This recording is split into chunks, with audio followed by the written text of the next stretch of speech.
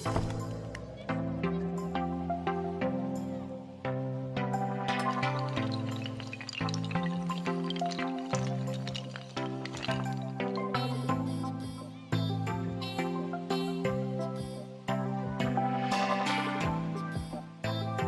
Viewers, നമുക്കിന്ന് വൻപയറും ഓമക്കായും കൂടി നല്ലൊരു കറി എങ്ങനെയാണ് ഉണ്ടാക്കുന്നതെന്ന് നോക്കാം. അതിന് വേണ്ട ഇൻഗ്രീഡിയൻസ് എന്തെല്ലാമാണെന്ന് വെച്ചാൽ, കുറച്ച് വൻപയർ ഒരു 8 മണിക്കൂർ വെള്ളത്തിലിട്ട് കുതിർത്തെടുത്താണ്. ഞാൻ 2 പിടി വൻപയർ എടുത്തിട്ടുണ്ട്, എന്നിട്ട് കഴുകിയെടുത്താണിത്.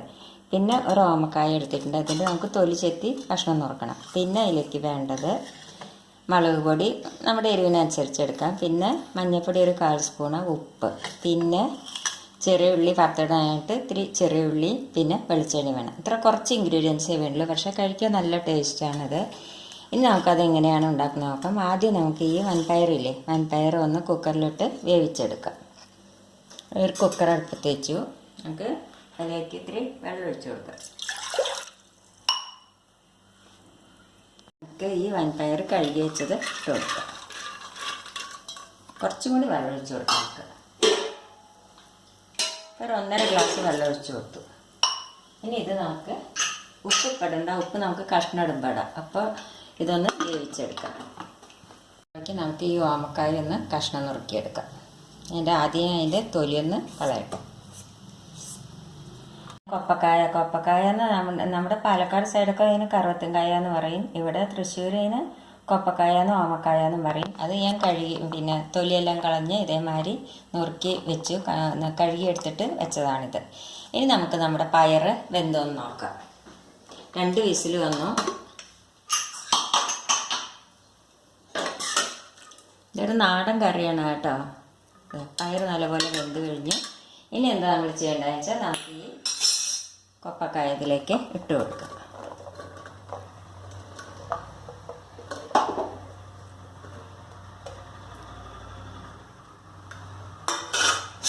ഇതിലേക്ക് നമുക്ക് ഈ ഉപ്പും മഞ്ഞൾപ്പൊടി മുളക് പൊടി ഇട്ട് കൊടുക്കാം.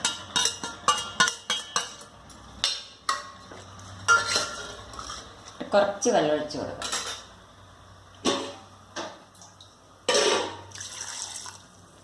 ഇനി നമുക്ക് ഇത് ഒരു വിസിൽ വെക്കാം.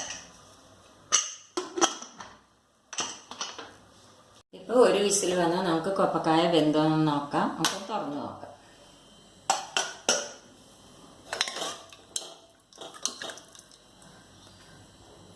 കൊപ്പക്കായ വെന്തിട്ടുണ്ട്.